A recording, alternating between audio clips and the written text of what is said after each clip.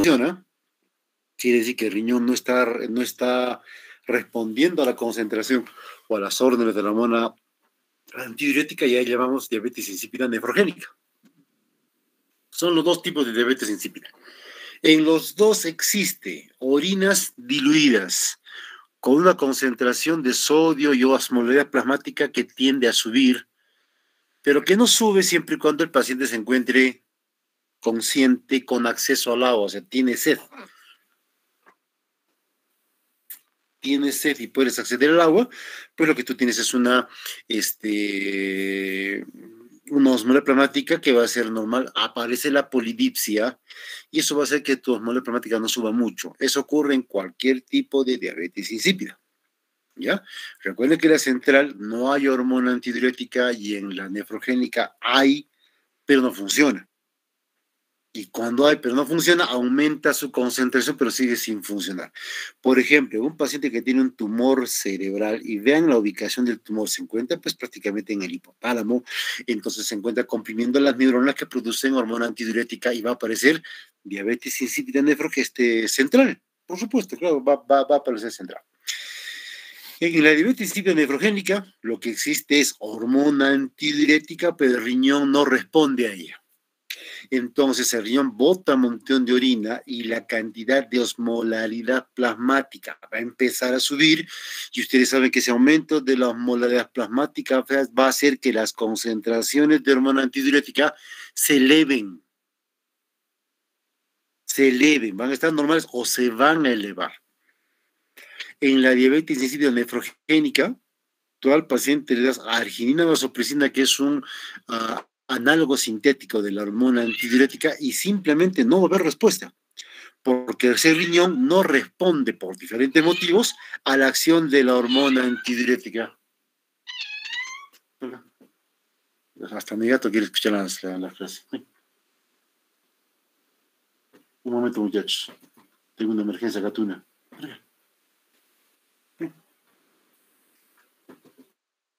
En fin. A ver, hay dos tipos de diabetes insípida nefrogénica. Aquella completa significa esa diabetes insípida que no responde a la arginina vasopresina, incluso a dosis grandes.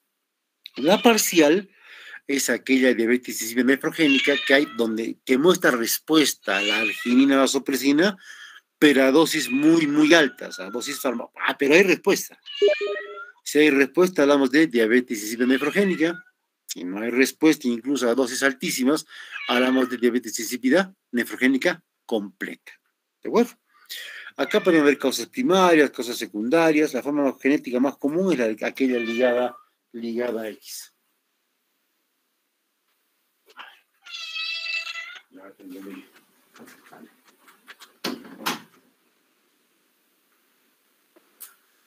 Ya. Un momento, muchachos, perdón.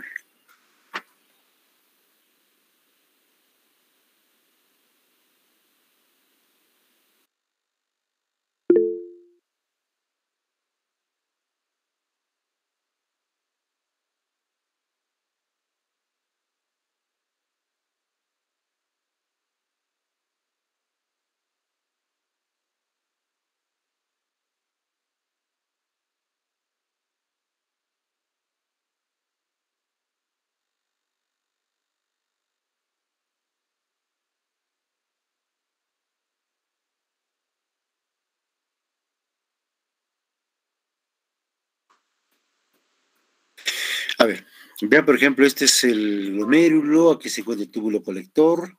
Acá tenemos nosotros, vean que el túbulo colector, que es donde se encuentra el receptor B2 de la hormona antidiurética, el túbulo colector se encuentra en la médula renal, médula que normalmente es hipertónica.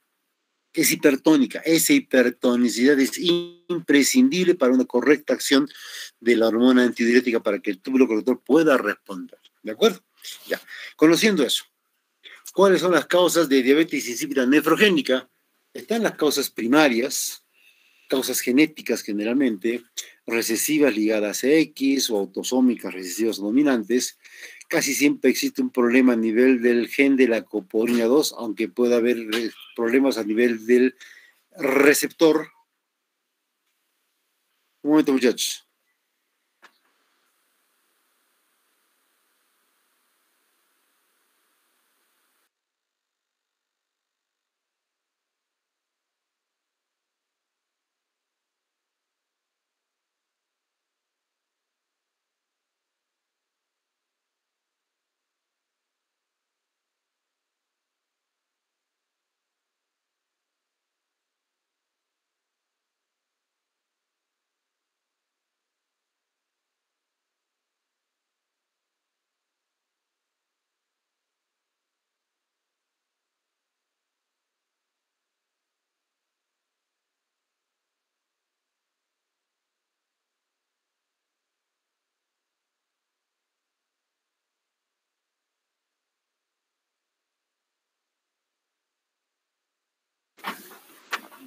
Las genéticas donde existe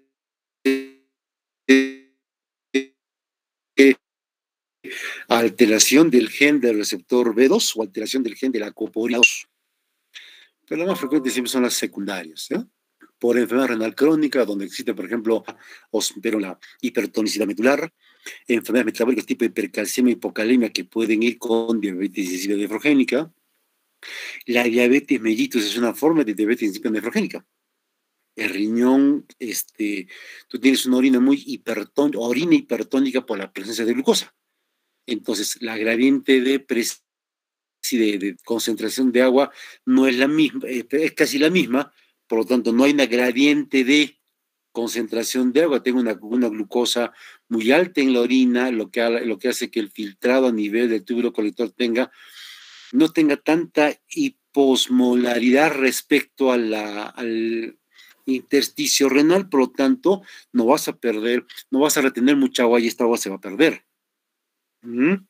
O cuando usas manitol, que es un diurético osmótico, o con drogas tipo litio, de microciclina, etcétera, o enfermedades sistémicas donde existe compromiso renal, amiloidosis, qué sé yo.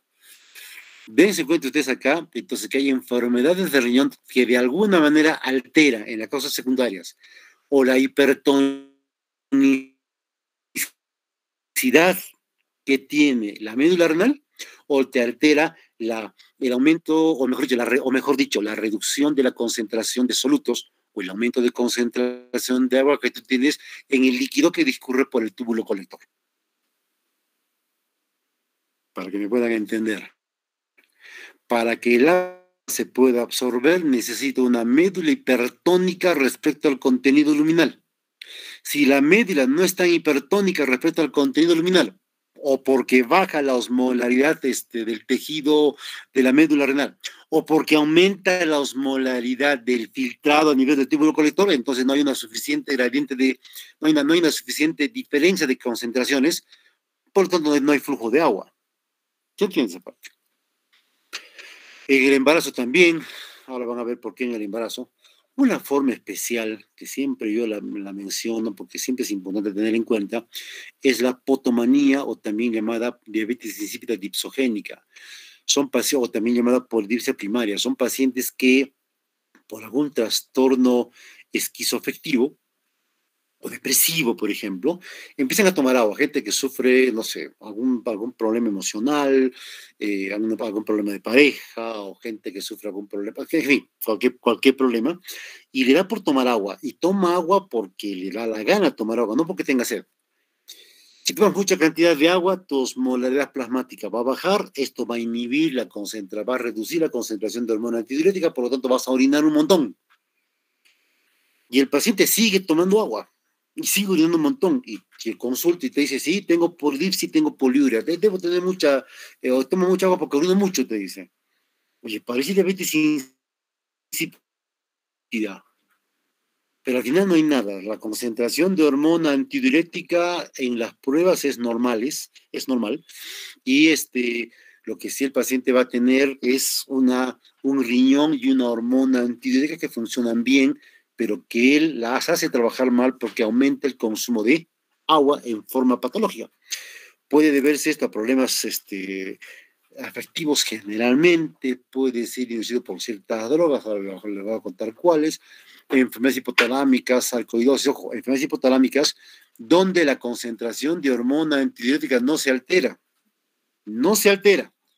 Cuando se altera la concentración de hormona antidiurética, esta tiende a caer, y cuando eso ocurre aparece diabetes insípida central. Espérenme un momento, muchachos, chicos, un ratito.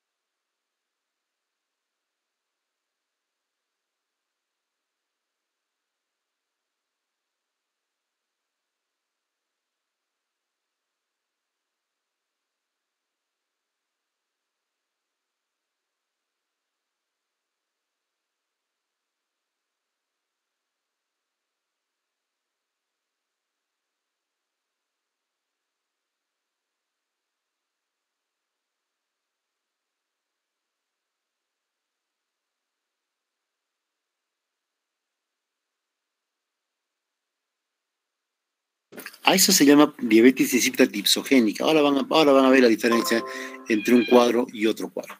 A ver, yo les contaba que hacer diagnóstico de diabetes insípida es más o menos sencillo. Simplemente voy a encontrar orinas que son francamente diluidos y un paciente que tiene polidipsia, se acabó y tengo casi el diagnóstico. Es bastante sencillo.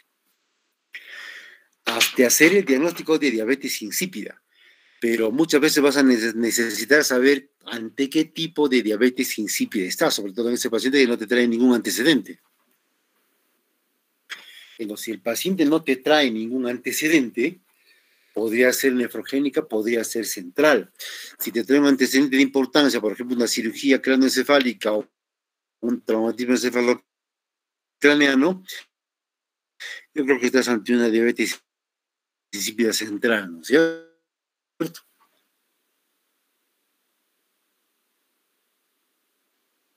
Para que vean la importancia de la historia clínica, que me puede servir.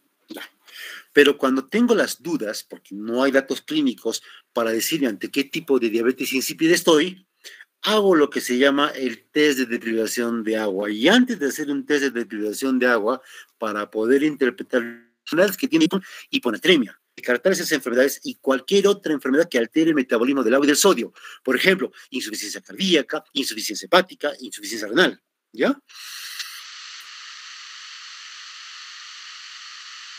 Entonces el paciente, le vas a decir, mañana a las 8 empieza tu prueba. Hasta las 8 toma todo el agua que te dé la gana. Pero no vas a consumir café, alcohol o tabaco. Porque sobre todo el tabaco y el alcohol alteran la concentración de hormona antidiurética, ¿recuerdan? Luego viene la prueba misma, que es una fase de deshidratación en la cual el paciente simplemente no va a tomar agua por mucho tiempo.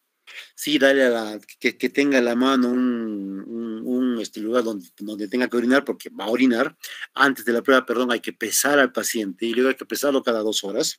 Y en la muestra de orina que el paciente va eliminando, hay que estar midiendo su osmolaridad, en orina y en plasma, por supuesto. La prueba, porque esto puede indicar ya hipovolemia, o cuando la sed es muy intensa y franco, hay que vigilar al paciente para que no consuma agua. Escuchaba gente que tenían tanta sed durante la prueba que empezaron a tomar lo que orinaban. No, hay que evitar que el paciente consuma agua para poder darle mayor rendimiento a la prueba. ¿Ya? Si luego de 3 osmolaridades que varían menos de 30 milimoles por kilo, me refiero a osmolaridades plasmáticas o urinarias, o el paciente ha perdido más del 5% del peso corporal, a ese paciente hay que someterle a la segunda fase de la prueba, que es darle desmopresina. Esto es arginina, vasopresina, esto es desmopresina.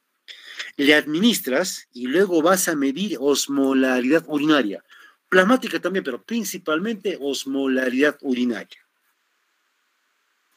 ¿En qué consiste la prueba? En lo que van a ver acá, que ustedes ya lo conocen. La primera parte de la prueba de la fase de deshidratación, y de la fase donde has utilizado hormona antidiurética sintética, o sea, arginina vasopresina, por ejemplo. Y mira qué es lo que encontramos. Si en la etapa de deshidratación, terminada la prueba, tú encuentras una osmolaridad urinaria mayor que la plasmática en un paciente que no ha tomado agua durante varias horas y encuentras una osmolalidad urinaria mayor que la plasmática, ¿esto qué cosa es? Este es un paciente normal. ¿Por qué es un paciente normal? Porque normalmente si tú no tomas agua, vas a empezar a eliminar una orina que es cargada, con un aumento de su osmolalidad porque tiene menos volumen. Esta es una respuesta normal. Esta es una respuesta normal. Entonces, cuando tú tienes restricción al acceso de agua, la hormona antidiurética va a salir y va a retener agua. Si tienes agua, tienes una orina menos, con menor volumen, pero más concentrada. Este es un paciente sano. Entonces, cuando tú, mira esa parte, ¿eh? Una osmolaridad urinaria mayor que la plasmática, finalizando la prueba de deshidratación. ¿Esto qué significa? Es un individuo sano, o de repente es un paciente que tiene potomanía, o diabetes insípida dipsogénica, o polidipsia primaria. O sea, es un individuo sano, que no tiene ningún problema ni con sus riñones ni con su hormona antidiurética, pero que el tipo tomaba agua de forma compulsiva. Recuerda, ya a ese paciente le prohíbes que toma agua, lo supervisas durante algunas horas en el hospital, en el consultorio, qué sé yo, termina la primera fase, le mides osmolar urinaria, y si su osmolar urinaria te sale mayor que la plasmática, ¿qué te indica esto? Respuesta normal. Este es un sujeto normal. ¿Cuándo digo diabetes insípida? Cuando la osmolar urinaria es menor que la plasmática. Todo esto que ven acá es diabetes insípida. Punto, nada más. No sé si es diabetes insípida central o diabetes insípida nefrogénica, no lo sé. Solo sé que es diabetes insípida. Entonces, la primera fase de deshidratación solamente te dice si hay diabetes insípida o no.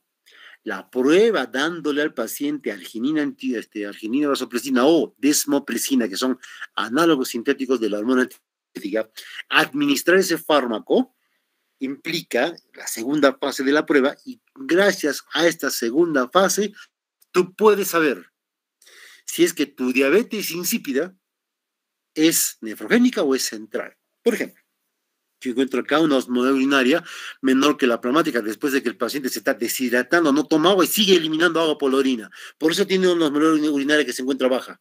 Diabetes insípida. Ya. Ahora le voy a dar a hormona antidiurética y la osmolaridad urinaria, esto es lo que más se evalúa, la osmolaridad urinaria aumenta más del 50% en respuesta a este fármaco. ¿Qué me indica? Que el riñón trabaja bien, que hacía falta un poco de hormona antidiurética. ¿Qué me indica esto entonces? Que esa diabetes insípida es central y es completa. Es central y es completa. Mira en esta diabetes insípida. Tú tienes un paciente con una orina más diluida que el plasma después de la fase de deshidratación, es una diabetes insípida, le das hormona antidiurética y la osmolaridad urinaria, en las muestras que tú sacas después de administrar el fármaco, vas a encontrar que esta aumenta más del 9%, pero menos del 50%. Ese aumento de la osmolaridad plasmática, perdón, de la osmolaridad urinaria, me indicó alteraciones en la osmolaridad secundarias a una reducción de la cantidad de hormona antidiurética. Por lo tanto, ¿eso qué cosa me indica? Diabetes insípida central, pero como el aumento no está marcado, es parcial. Es parcial. Eso me indica la prueba. ¿Mm? Y mira acá, una osmolaridad urinaria menor que la plasmática. Ah, diabetes insípida. Ojo, esto es en la fase de deshidratación. Diabetes insípida. Le doy hormona antidiurética y la osmolaridad urinaria casi no aumenta. Casi no aumenta nada. ¿Qué me está indicando esto? Que este paciente tiene diabetes insípida, pero cualquier aumento de hormona antidiurética no tiene efecto. Esta es una nefrogénica. Esa es una nefrogénica. ¿Entendieron? Es simple.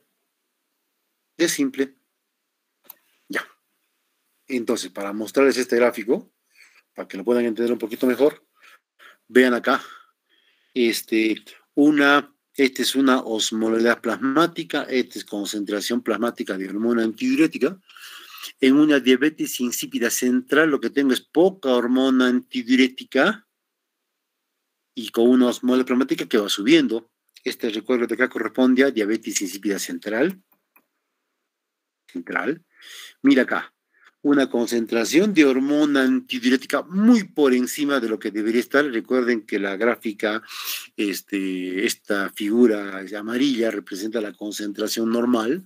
Cuando tú tienes entonces un aumento de la hormona antidiurética por encima de lo normal para este nivel de osmolaridad plasmática, ¿de qué estás hablando? De una diabetes insípida nefrogénica.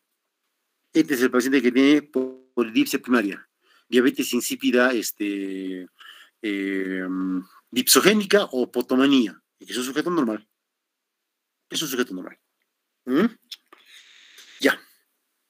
Entonces, una vez que tengo definido el diagnóstico, empieza el tratamiento. Obviamente son pacientes que se están deshidratando y la terapia siempre en estos casos, independientemente del tipo de diabetes insípida ante la cual te estás enfrentando, es darle agua. De hecho, el paciente no te consulta para eso, él toma agua porque tiene sed y va a tomar agua. Si el paciente tiene acceso al agua, la enfermedad va a ser bastante incómoda, vas a dormir un montón, vas a tomar mucha agua y no vas a poder dormir, pero en fin, no te vas a morir. Esa es la terapia. Ante cualquier tipo de diabetes insípida, nefrogénica o central, cualquiera. ¿De acuerdo? Cualquiera. Si el paciente se encuentra despierto, si tiene el mecanismo de la sed activo, funcionando. ¿Mm? Pero obviamente una terapia solamente con darle agua al paciente, su vida es un poco incómoda. Entonces, si es una diabetes insípida central, y eso tú lo has determinado con la prueba de restricción de agua, procede a darle al paciente tratamiento para que no tenga tanta sed, para que no orine tanto, para que su vida sea más cómoda. Y para esto damos hormona antidiurética, o mejor dicho, agonistas de esta hormona antidiurética. Y vas a dar arginina vasopresina, que se da por vía subcutánea, se puede dar por vía intramuscular o por vía endovenosa, esos en casos agudos, casos críticos, habitualmente por vía subcutánea es más que suficiente. El inicio de acción es a la 1 a 2 horas después de administrar en forma subcutánea. Si administras por vía endovenosa, puedes activar receptor B1, recuerdas, y puedes generar vasopresión. La hormona antidiurética es más vasopresora que la angiotensina, recuerden eso. Y el que más se usa en realidad no es tanto arginina vasopresina, sino desmopresina, que este es su nombre farmacológico, ¿no? El 3-ácido mercaptopropiónico, que es la desmopresina sintética que se puede utilizar por vía oral. Esta es la gran ventaja. Tiene vida media prolongada, segunda gran ventaja. Y tiene mejor efecto vasopresor, porque su liberación en sangre es mucho más lenta, porque es por vía oral, pues. Tercera gran ventaja. Puede resistir a la vasopresinasa. La vasopresinasa es una enzima que a veces la placenta elimina en ciertas mujeres gestantes y puede aparecer lo que se conoce como diabetes insípida gestacional. Ya, esta hormona antidiurética sintética, desmopresina, es resistente a la vasopresinasa, que a diferencia de la arginina vasopresina, que esta sí es sensible a la vasopresinasa. Entonces me sirve también como terapia para la diabetes insípida gestacional. Se prefiere obviamente la vía oral, se puede poner parenteral en casos severos, no sé en qué caso podría darse parenteral, pero se da por vía oral o por vía nasal.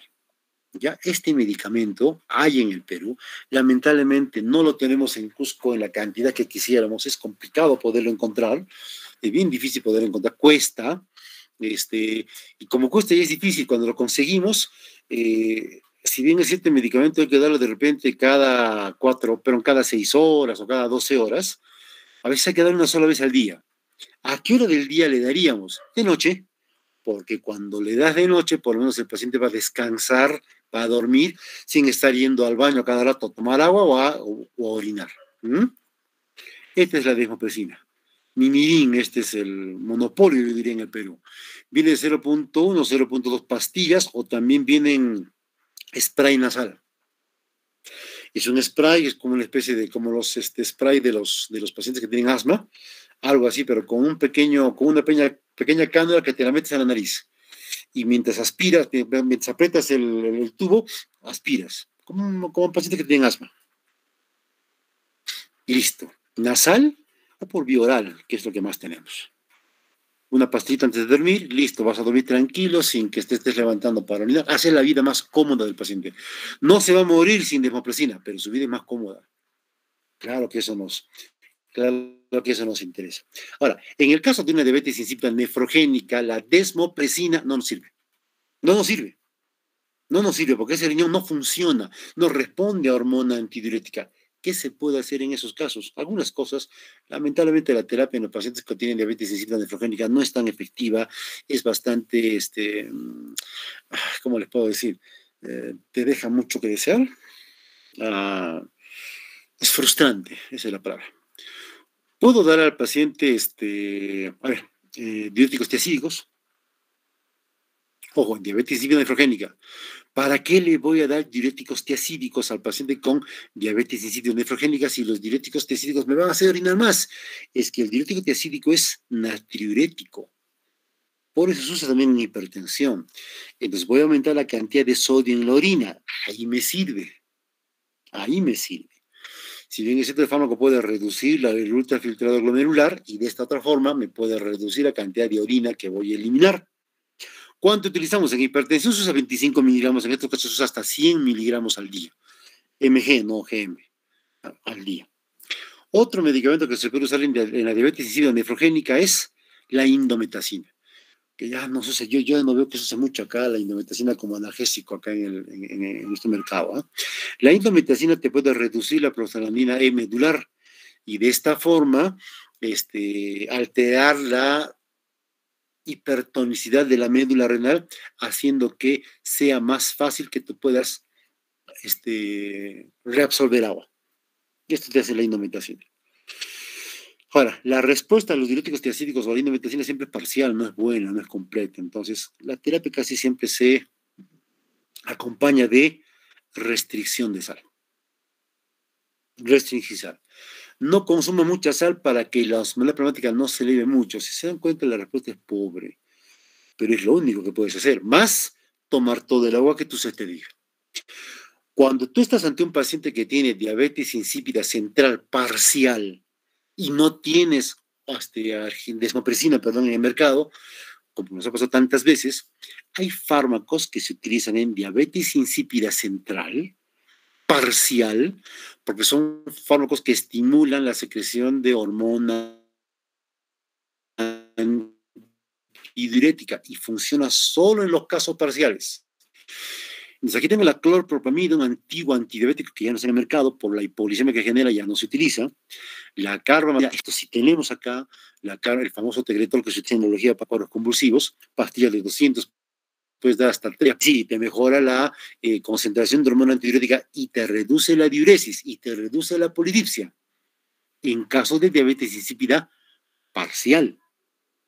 El clofiberato que actualmente utilizamos para hipertrigliceridemias, utilizamos a dosis de 100 miligramos, pero puedes llegar a utilizar hasta 2 gramos al día, 500 miligramos cada 6 horas, para lograr cierto efecto en incrementar la cantidad de hormona antidiurética en sangre.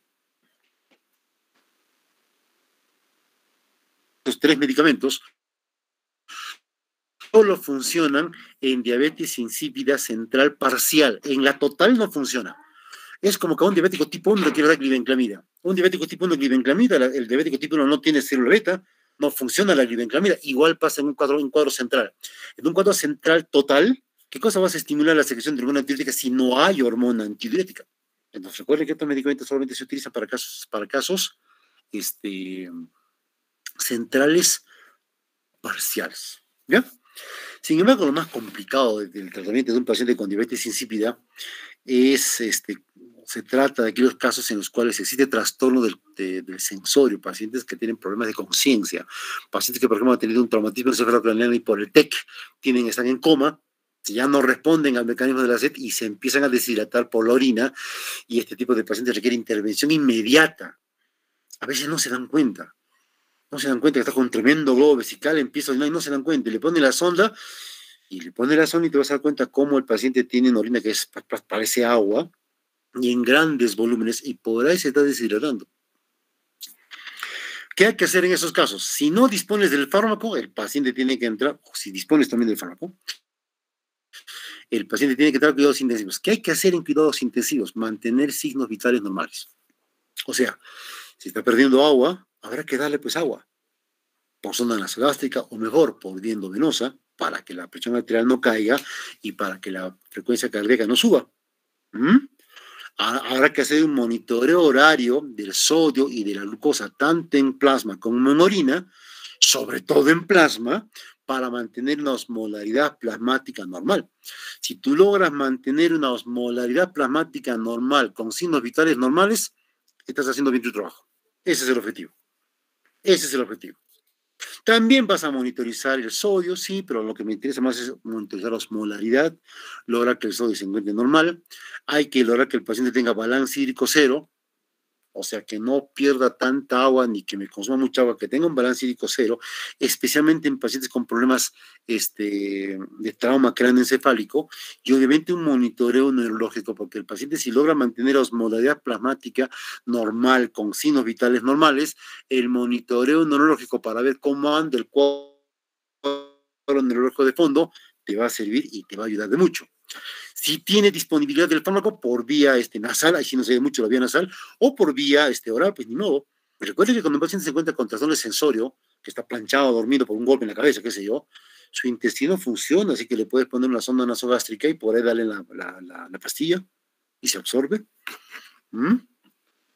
Listo, hasta acá muchachos, ¿alguna pregunta? Doctor, buenas tardes. Yo tengo una pregunta. Bueno, creo que es un poco, no sé, un poco obvia. No estaba seguro.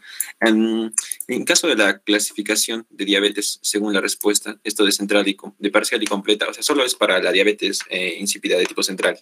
La nefrogénica nunca responde a ningún No, tratamiento como... nefrogénica también tiene también puede ser central o también puede ser parcial o puede ser total. Eso les muestro acá.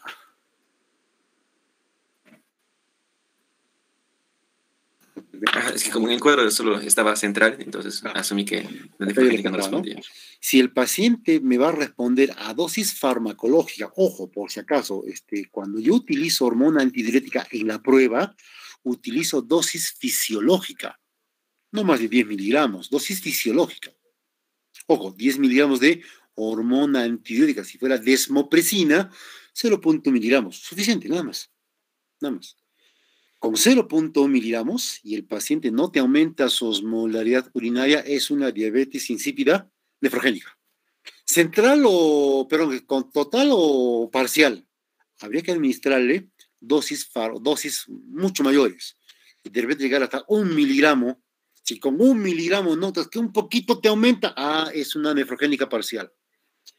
Si con 1 miligramo, o sea, 10 veces por encima de la dosis normal, notas que no existe en ningún momento, es una diabetes insípida nefrogénica total. Ahora sí me entendiste. Cierto, no estoy bien. O sea, la clasificación es independiente, y así sí está. Otra pregunta. ¿Alguna pregunta, chicos? A ver.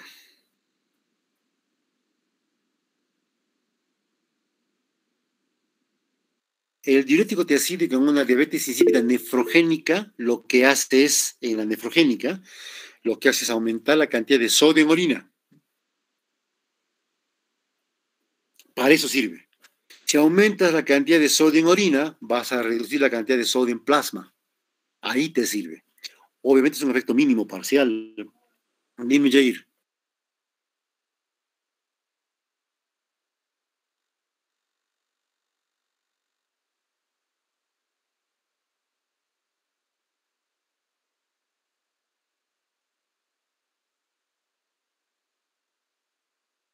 No, en la fase de preparación básicamente hay que evitar que el paciente consuma algún medicamento que me altere la concentración de hormona antidiurética. Alcohol, tabaco, por ejemplo. Eso es lo que hay que hacer. ¿Ya? En la fase de preparación hay que descartar hipotiroidismo o insuficiencia suprarrenal o cualquier otra enfermedad que tenga clearance alterado de agua. Y el paciente puede tomar todo el agua que quiera y luego lo pesas. Lo pesas. En ese momento empieza la prueba. Lo pesaste, empieza la prueba. ¿En qué consiste la prueba? No darle agua. Es una prueba aburrida. No hay que darle agua y esperar que orine y ver cuánto orina. Eso es todo.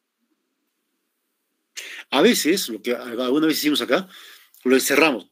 Básicamente pedimos la prueba de restricción hídrica cuando sospechamos que el paciente puede tener polidipsia primaria, potomanía. Ahorita es un potómano o no. Prueba de restricción de agua. Listo. En la prueba de retención de agua vemos que ya en la primera hora ya orinó 1 litro y no ha tomado nada de agua, entonces ya, esta parece una diabetes insípida de verdad. Espera la segunda hora y si sigue orinando igual, ya tienes el diagnóstico. Incluso sin medir osmolar plasmática. ¿Cuál es el diagnóstico? Diabetes insípida. No es potomanía, que hay un problema orgánico. Ya.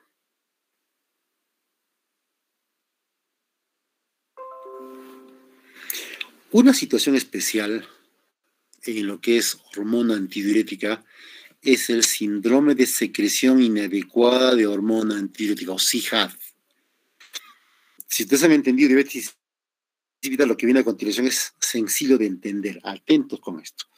Y dice así: es un paciente que tiene mucha cantidad de hormona antidiurética, por lo tanto el paciente tiene antidiuresis. Entonces va a tener orinas con poco volumen y bastante concentradas. El volumen que debería haber sido en la orina se retiene. ¿Dónde se queda? En el plasma. Y tú vas a tener, por lo tanto, una hiposmolaridad, manifestado principalmente por una hiponatremia en un paciente con presión arterial normal. Ese es el SIGAD. Ese es el SIGAD. Igual que para la diabetes insípida, para hacer diagnóstico de SIGAD, hay que excluir enfermedades que tengan clearance alterado de agua, hipotiroidismo, insuficiencia adrenal, pero recuerden, insuficiencia hepática, insuficiencia cardíaca o insuficiencia renal. ¿Ya?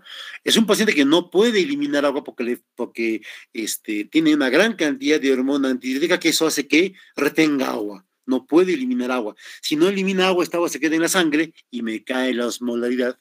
Si no llega en la orina tiene un aumento de su osmolaridad. Eso es todo. Eso es todo. En este gráfico, recuerdan que les he mostrado que este es diabetes insípida central, nefrogénica, este es un paciente normal. ¿Dónde estaría el SIHAD?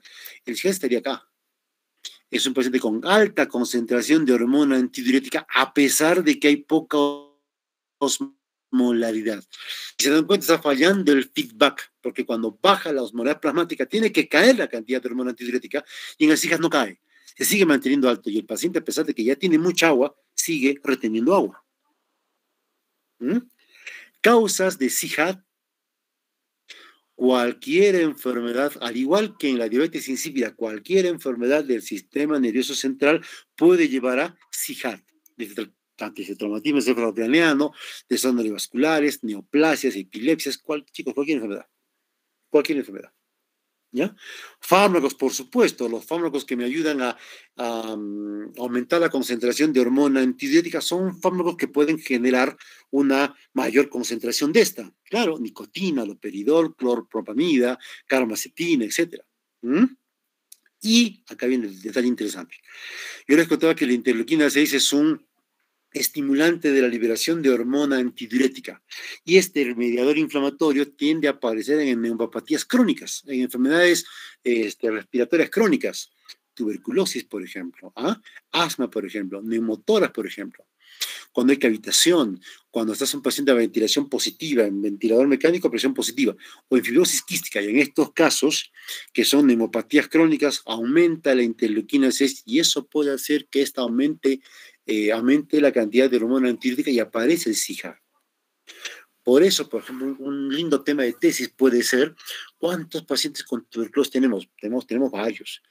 De esos, ¿cuánto es una atremia normal? Y si eso se debe a un SIHAD, que nunca lo reconocemos.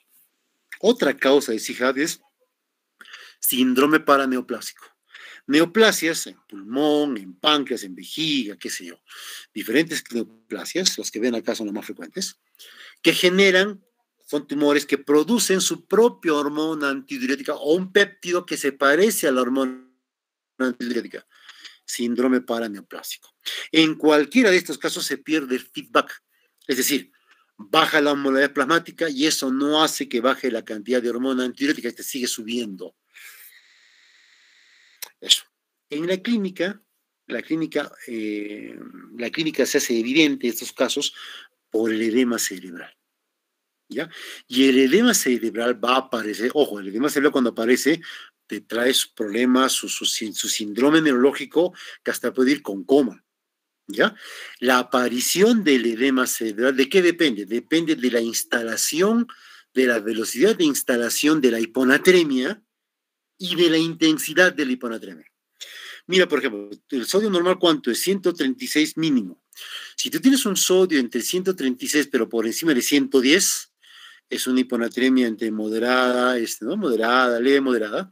Vas a tener náuseas, vómitos, no vas a querer comer, irritabilidad, pero si tu sodio baja mucho más de 110, baja por debajo de 110, tú puedes tener un cuadro neurológico franco con debilidad muscular, debilidad de músculos respiratorios, convulsiones, estupor, coma, precedido de hiporreflexia. Es un cuadro intenso. Ya.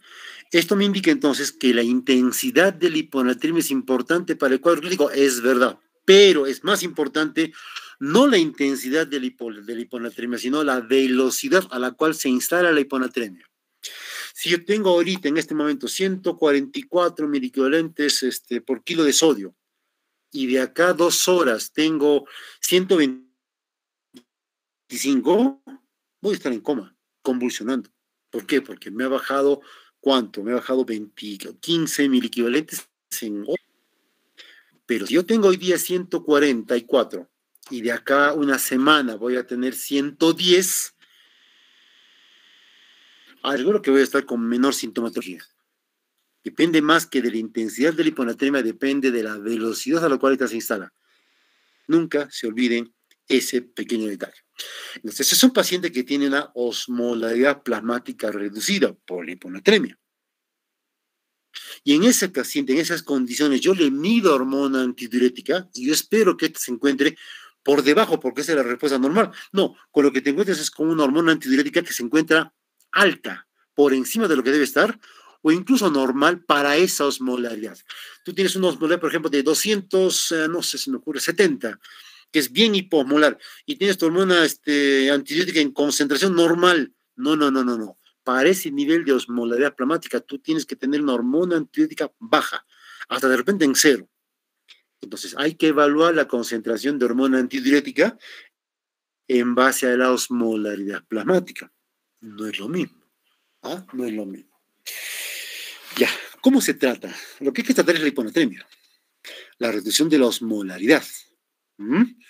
Hay que tratar la causa de fondo, si fuera un cáncer, un problema neurológico, pero un problema neumológico, hay que tratarlo.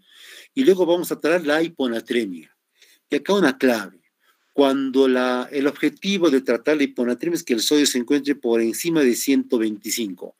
Si el sodio se encuentra por encima de 125, habitualmente es un paciente asintomático y lo único que vas a necesitar es darle poca sal para que no aumente mucho la cantidad de sodio me estoy equivocando. Si es un paciente que tiene un sodio que se encuentra por encima de 125, lo que hay que hacer al paciente es restringir la cantidad de agua, que no me consuma mucha agua, que me consuma menos de 1 litro, que me consuma un poco más de sal para que aumente ese sodio, y nada más, ni siquiera furosemida.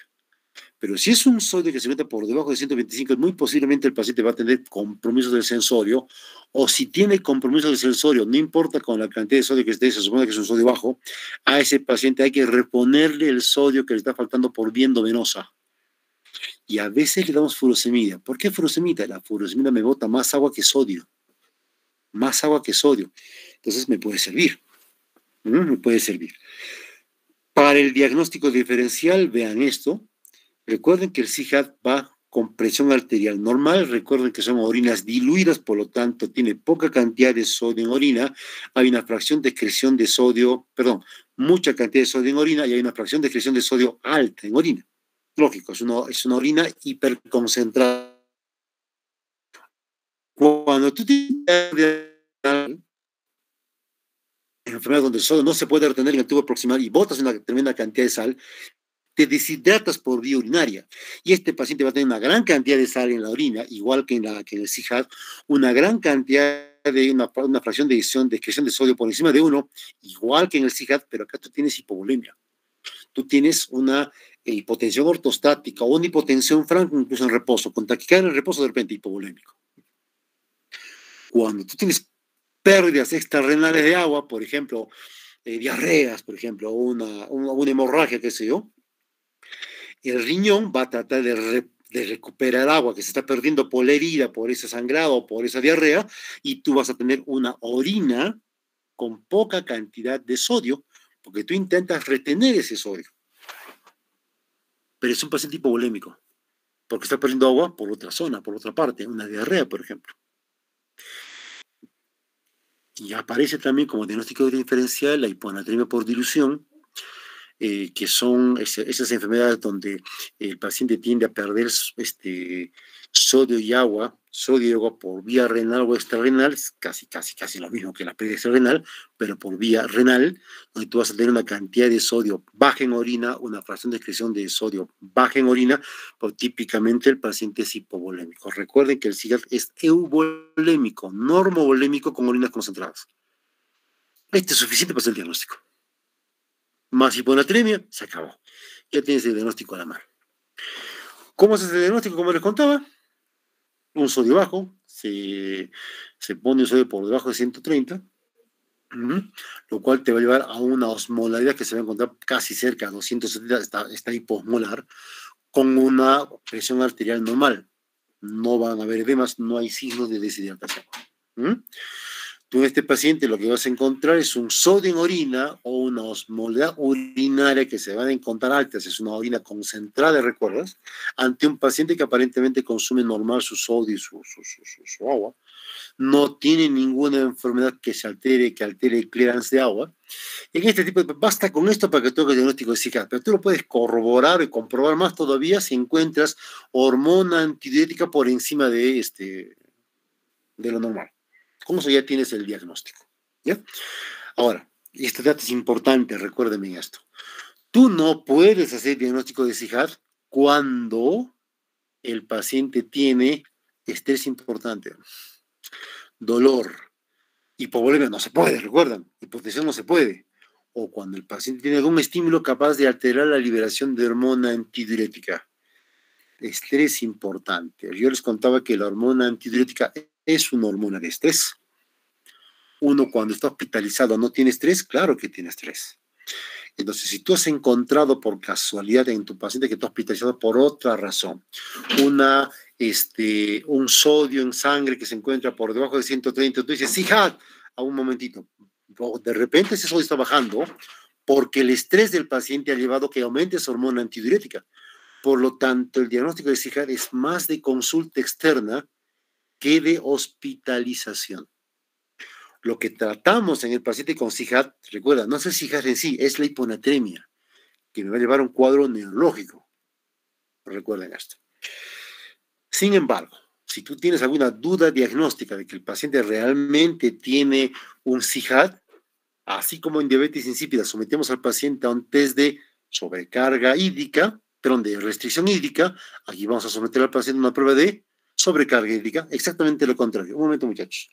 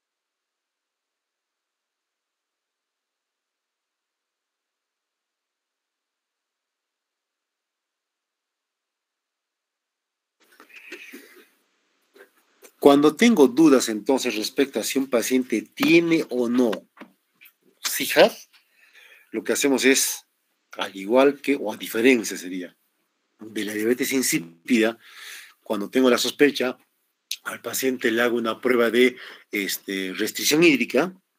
En caso de CIJAD, lo que hago es al paciente una prueba de sobrecarga hídrica.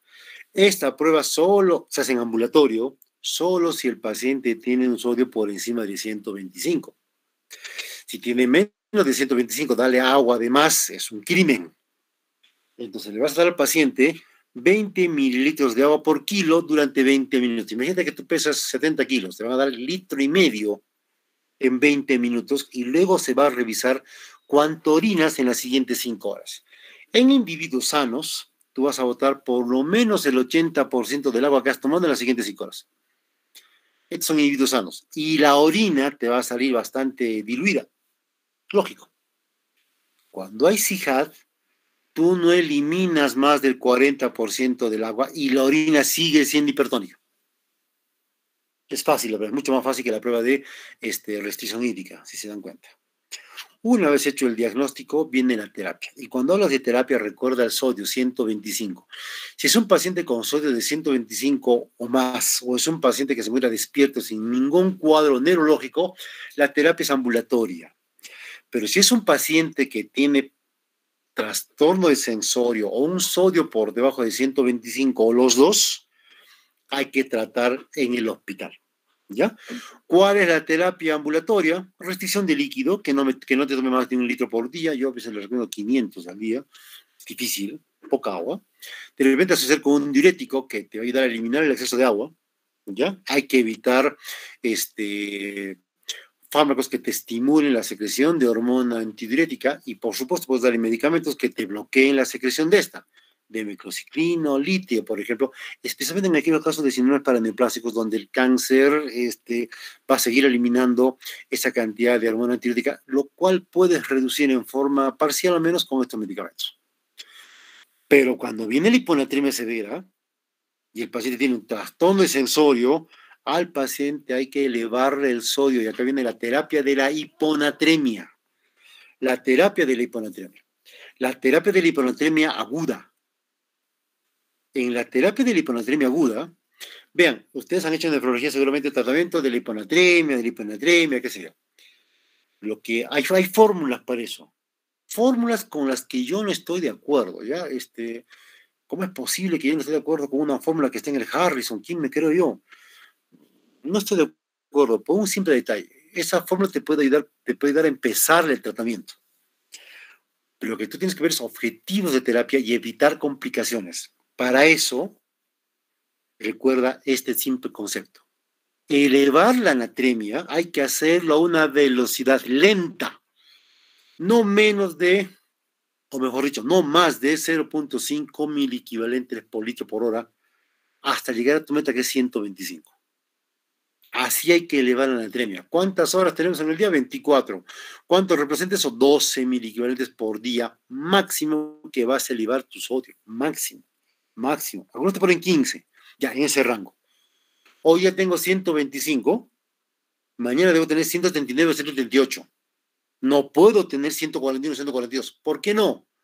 Porque la corrección exagerada o rápida de ese sodio puede llevar a lo que se llama mielinólisis pontina porque hay un cambio brusco de la osmolaridad plasmática y esto puede llevar a daño neurológico.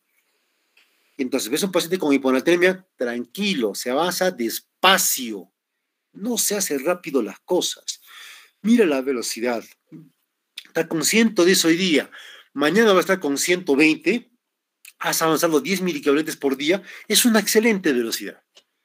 Y el paciente no está despierto, el paciente seguramente va a seguir dormido, pero es una excelente velocidad. No vayas a más velocidad que esa. Eso es lo que yo les recomiendo. Pero ¿qué es lo que yo veo en el hospital? Con mis amigos internistas que van a renegar tanto y los nefrólogos también. De frente le meten cloruro de sodio al 3%, agua de mar buscan para darle a 1 a 2 mililitros por kilo. La solución hiperconcentrada de sodio se da siempre y cuando la solución, ¿qué solución uso acá cuando quiero aumentar lentamente la natremia? Cloruro de sodio 9 por mil.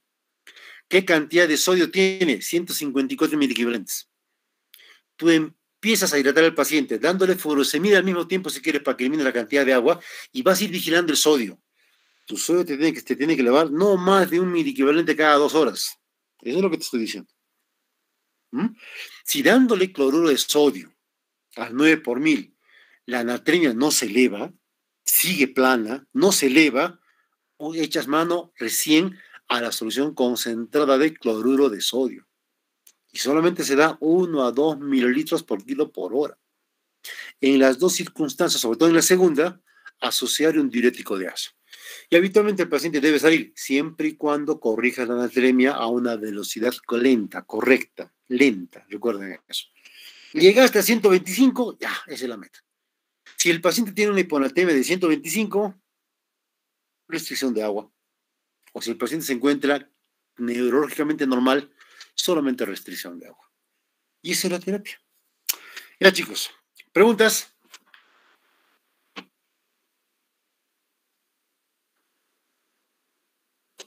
¿Preguntas? Doctor, una preguntita. Respecto al punto de corte para osmolaridad, para decir hiposmolaridad, ¿usted toma 275 o 285? O, bueno, sería una valoración. No te entiendo la pregunta. Para la osmolaridad, para decir que hay una hiposmolaridad, por ejemplo, usamos 275 o 285 como límite inferior. Porque siempre, a ver, 284 es lo normal. 280 es con lo que el paciente puede estar sin mayores problemas. Baja de 280 y empieza el cuadro. Náuseas, vómitos, problemas de sensorio, que sea. Baja de 275, va a haber un poco de coma. Cuidado con eso.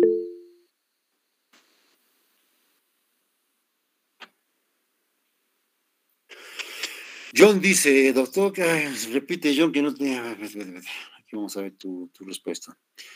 Entre corregir y sodio no diuréticos, ¿cuál es el mejor? Primero darle sodio, bueno. Primero darle sodio. Das sodio, no vas a la velocidad que quieres, añades diuréticos. Todo es por etapas.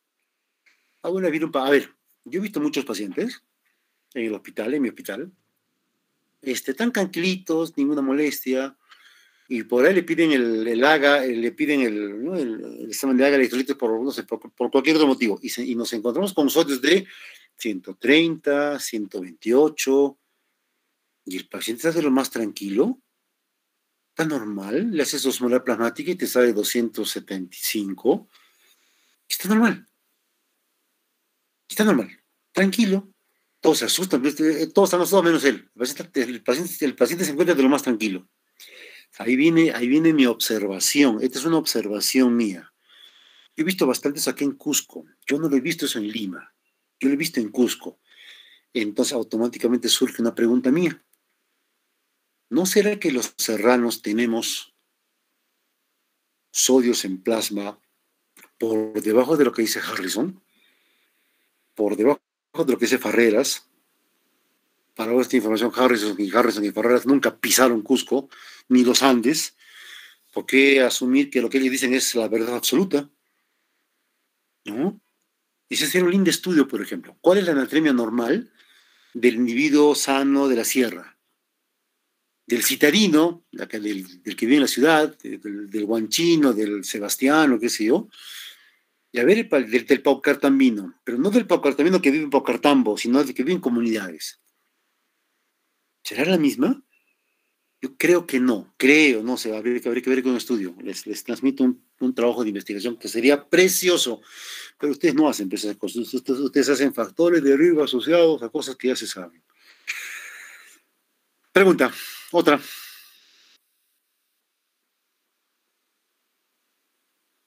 Bueno. Doctor, una pregunta. La presentación clínica de estos pacientes, o sea, como usted dijo, ¿no? Sería un paciente ya con edema cerebral, o sea, me estaba pensando, por ejemplo, la diuresis no nos podría ayudar de repente a sospechar, bueno, creo que el paciente no vendría tampoco por una orina concentrada, ¿no? Así es, Ya por eso no viene. Bien, tú te encuentras con sodios de 125 en forma accidental y son pacientes asintomáticos. Accidentalmente te encuentres. Tú vienes con un paciente que tiene problema, a ver, por eso, a todo paciente que viene con trastorno sensorio, hay que dosarle sodio, pues, glucosa, pues, calcio, pues. Ya, creo que hay por ahí una pregunta. Dime, Yulisa. Doctor, disculpe, el CIAT, ¿tiene algún diagnóstico, CIJAT, disculpe, ¿tiene algún diagnóstico diferencial?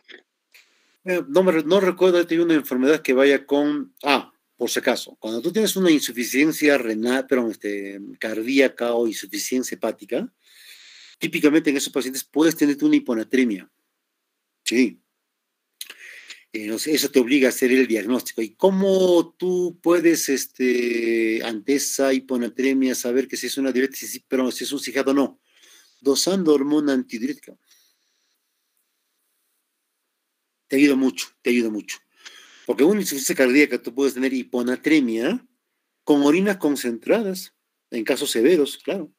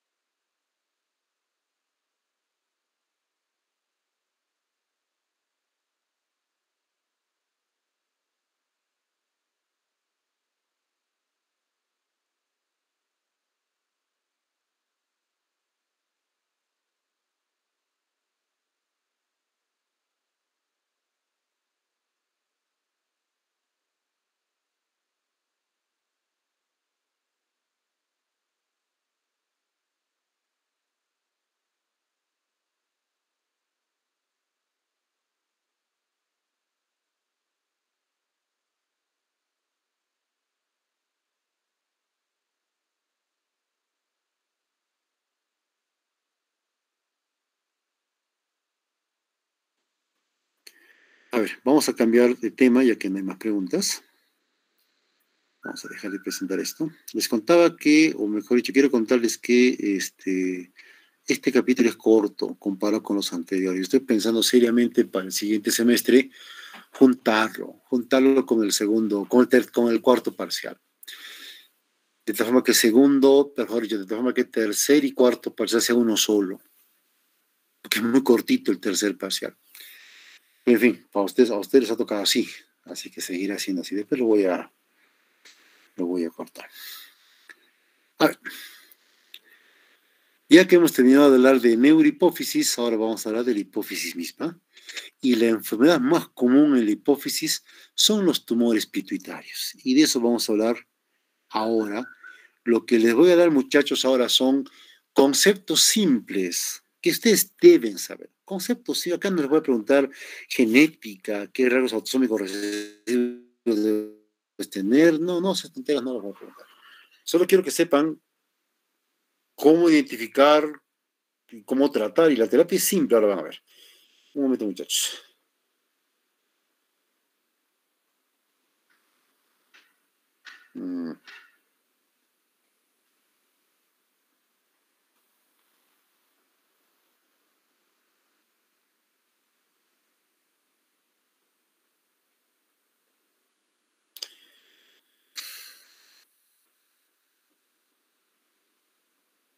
Ya.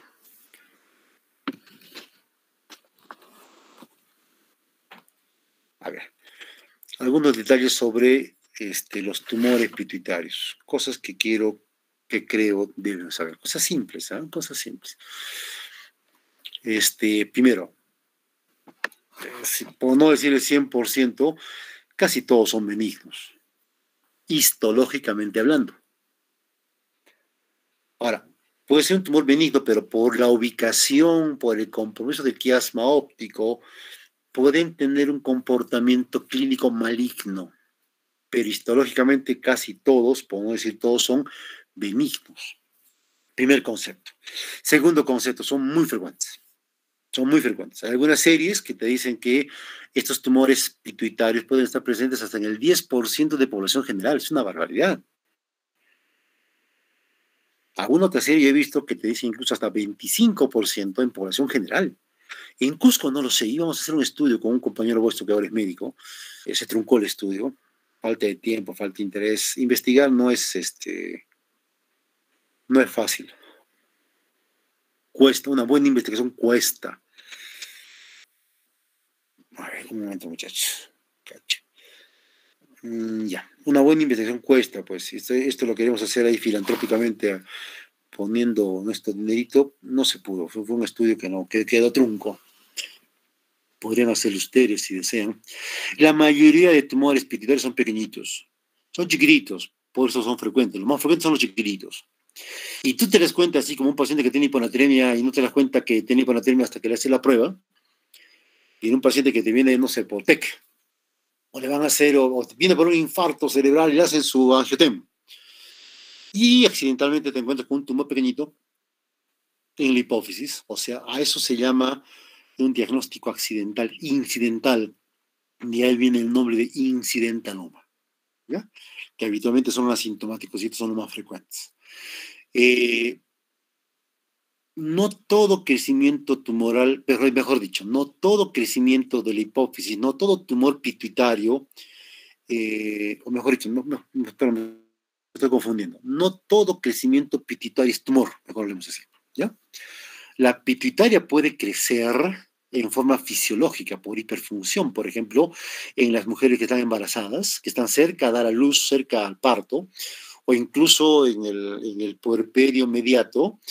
Son pacientes que pueden tener una proliferación de los lactótropos, de las células que producen prolactina, justamente para dar leche al bebé, y esto va a generar una hiperplasia pituitaria.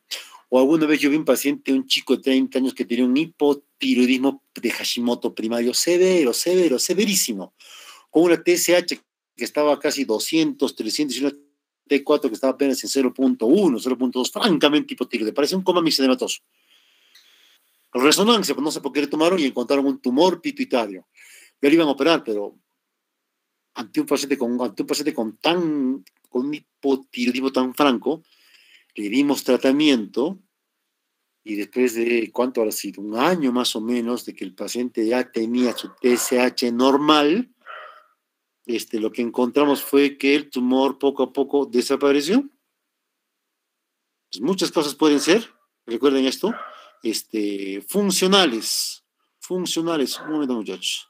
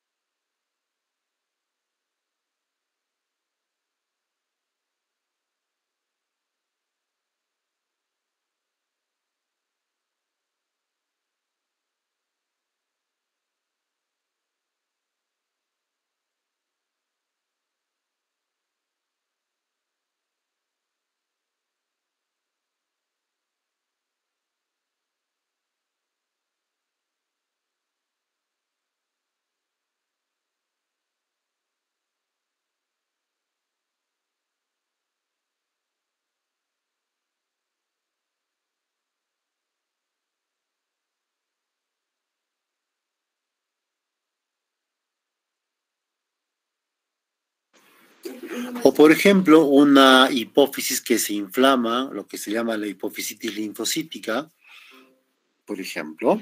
Están viendo la lámina, ¿no es cierto, chicos? Sí, doctor. Ya. Una hipofisitis linfocítica, por ejemplo, la pituitaria se inflama, crece, o una hipofisitis granulomatosa por sarcoidosis, o una hipofisitis infecciosa, qué sé yo. Esto no es tumor, pero se puede comportar como tal. ¿De acuerdo? Ya. ¿Por qué aparecen tumores? No se sabe. No se sabe.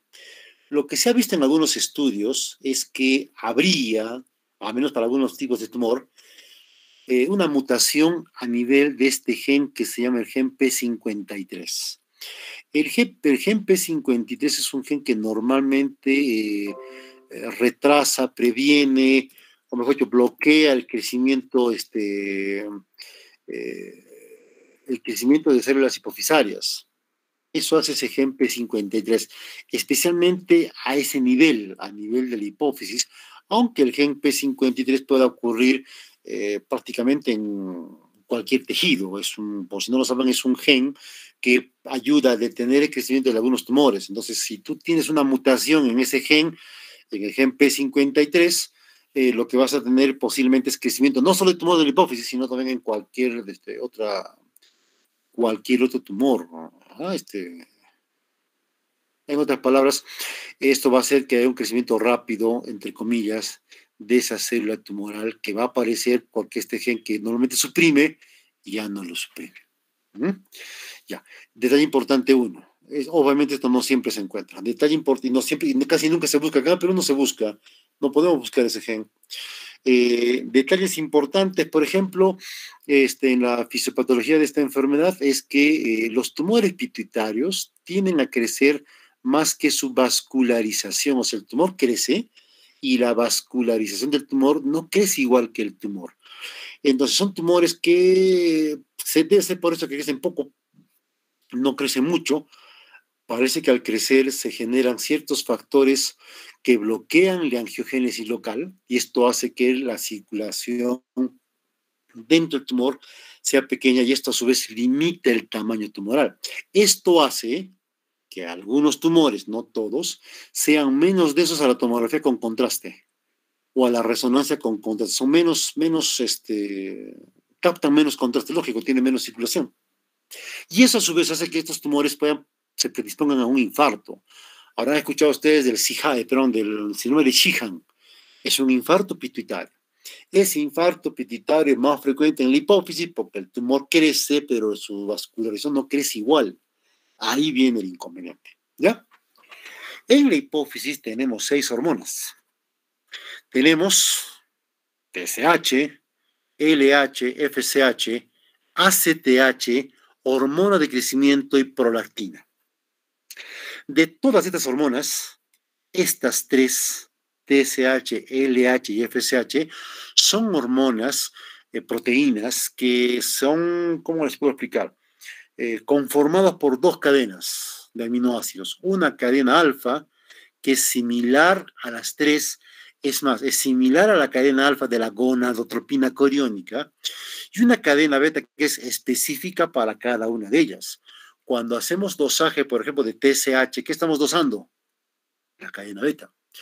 Cuando hacemos dosaje de FSH-LH, ¿qué cosa dosamos? La cadena beta, no se dosa cadena alfa. Cuando ustedes, y acá sí es bastante implícito, cuando tú vas a dosar gonadotropina coriónica, no sé si ustedes habrán visto alguna vez en los test de embarazo, tú pides gonadotropina, pero tú pides así, beta-HCG, fracción beta. Obviamente lo que se dosa siempre es la fracción beta. Porque si tú dosaras la fracción alfa puede estar presente en pacientes que tienen TSH alta o FSH alta o LH alta. O sea, es inespecífica, lógico, porque corresponde a muchas otras hormonas. Es más, hay ciertos tumores no funcionantes, o sea, que no producen ninguna hormona, que pueden aumentar la subunidad alfa. Esto no ocurre en todos los casos, sino que lo utilizaremos siempre la subunidad alfa para poder hacer descartes de tumores pituitarios después de una cirugía, por ejemplo. Después de una cirugía, por ejemplo. A ver, sigamos. Los tumores pituitarios se pueden diferenciar, se pueden clasificar de 2 formas. Por el tamaño y por si funciona o no funciona. Y con esto vamos a terminar. Por el tamaño, recuerden siempre esta frase, esta medida, 10 milímetros. Si el tumor pituitario tiene entenderán ustedes que el tumor pituitario no es una esfera pues exacta, ¿no es cierto? Puede tener el tamaño de un grano de arroz, puede tener el tamaño, no sé, cualquier forma, pues. Lo que hay que buscar es el diámetro mayor. Si el diámetro mayor del tumor tiene 10 o más milímetros, hablamos de macroadenoma. Si el tamaño del tumor en su diámetro mayor tiene menos de 10 milímetros, hablamos de un microadenoma. Entonces, si tú tienes un tumor que tiene 9.9 milímetros, es un microadenoma. 1 milímetro más y se convierte en macroadenoma. Así de arbitrario. ¿Ya? Así de arbitrario. Hay tumores microadenomas de 0.1 milímetros o de 1 milímetro. Claro que sí, chiquitito, 0.1, ni la resonancia te la puede encontrar. Microadenomas. ¿Ah? Ya. Y los macro, ya. De los dos, ¿cuál es el más importante? Entienden que en este punto el tamaño importa. Los macro. Y el macroadenoma tiene más chance de dar síntomas. ¿Por qué tiene más chance de dar síntomas? Porque el macroadenoma puede comprimir estructuras cercanas. Entonces, un tumor pituitario, ¿por qué me da síntomas? Recuerdan que yo les mencionaba series que muestran hasta 25% de prevalencia de tumores pituitarios. Obviamente ese 25% es asintomático. ¿Por qué un tumor da síntomas entonces? ¿Por su sola presencia? No. Un tumor va a ser clínicamente evidente por las estructuras que comprime. Entonces es importante saber si es un micro o un macroadenoma. ¿Quién comprime más? El macroadenoma. Un micro puede comprimir, pero un macro comprime más. Ya. ¿De qué otra forma un tumor pituitario se puede hacer evidente? Si es que produce alguna hormona. Y acá tiene que ver la segunda clasificación.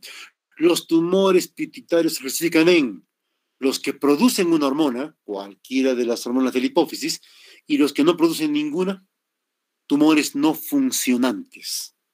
Si un tumor es funcionante, por la hormona producida se va a hacer evidente. Claro que sí, claro que sí. ¿Ya? Por ejemplo, vean la hipófisis, estas son todas las hormonas de la hipófisis, estas son las lipotropinas que no se consideran hormonas, pero son de secreción hipofisaria. Acá yo les voy a mostrar ACTH, FSH, LH. Recuerdan que estas tres hormonas tienen dos cadenas y la ACTH que tiene una sola cadena en la cual hay tres hormonas, beta-lipotropinas, melanocito estimulante y la ACTH. Ya. La ACTH es producida por corticotropos, así se llama la célula hipofisaria que produce ACTH. Corticotropo. La TSH es producida por tirotropos. Y la FSH y el H es producido por gonadotropos. Estas tres células, corticotropo, tirotropo y gonadotropo, son células que producen hormonas que actúan sobre otra glándula endocrina. Y estas hormonas son producidas por células que a la coloración con hematoxilina y eosina adquieren un color medio azulado, medio, ¿cómo les puedo contar? Medio violeta. Son basófilos, para diferenciarlos de los somatotropos que producen hormona de crecimiento o los lactótropos que producen prolactina, que son células que producen hormona que actúan sobre tejidos que no son glándulas endocrinas, que son células, los somatotropos y los lactótropos son células que a la coloración con hematoxilina y eosina me dan una coloración acidófila, o sea, media rosada, media roja. Entonces hay tres tipos de células en la hipófisis. No sé si para que tenga una imagen, no tengo la imagen. Ahora les vamos a mostrar. Se la mostré cuando hicimos la clase de fisiología. Células acidófilas que representan más del 50% del volumen pituitario, células basófilas, que son escasas, 10%, algo así, y las células cromófobas, o sea, que no se tiñen de nada, que son las que pueden dar origen a los tumores no funcionantes. Ya, chicos, hasta acá. Entonces vamos a continuar la siguiente, vean, la siguiente clase, que es el jueves, hacemos tumores pituitarios, pero acabamos tumores pituitarios, hacemos hipopituitarismo, y ya el tercer parcial, yo creo que van a dar juntos el segundo y el tercero. Pregunta, muchachos.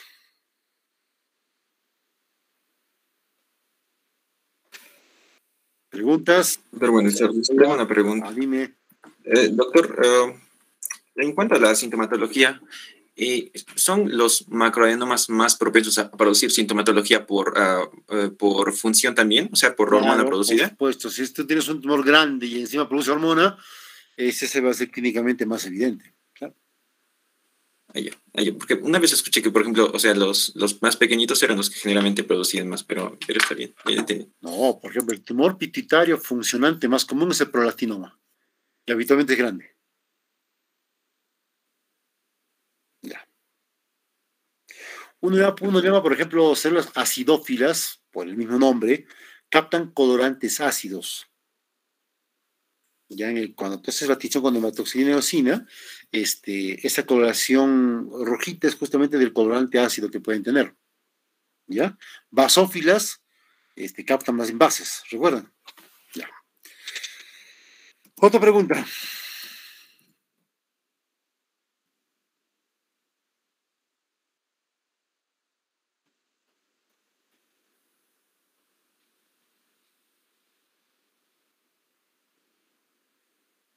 Pero en cuanto a la clasificación por el tamaño, es usual, por ejemplo, si un tumor es más de 4 centímetros, o sea, se puede decir que es un tumor gigante. O sea, malo, esa es una pepe de durazno. Ajá. Es que una vez había leído que se decía, ¿no? Adenoma gigante o algo así, hipoficiario. Pero eso, No, eso que te salga por encima de 10, hablas de macroadenoma. Y ya 4 centímetros más que gigante, yo diría que es una pepe palte, eso ya metida ahí. Es un tumor enorme. Ajá. Ya, muchachos, ya que no tienen preguntas y como yo tengo tantas ganas de ir, igual que ustedes, la clase termina acá. Vamos a encontrarnos el próximo jueves a estas horas, ¿sí? Ya, chicos, que les vaya bien. Gracias, doctor. Gracias, doctor. Gracias, doctor. Muchas gracias, doctor. Cuídense, chicos. Chao, chao, chao. Gracias, doctor. Gracias, doctor.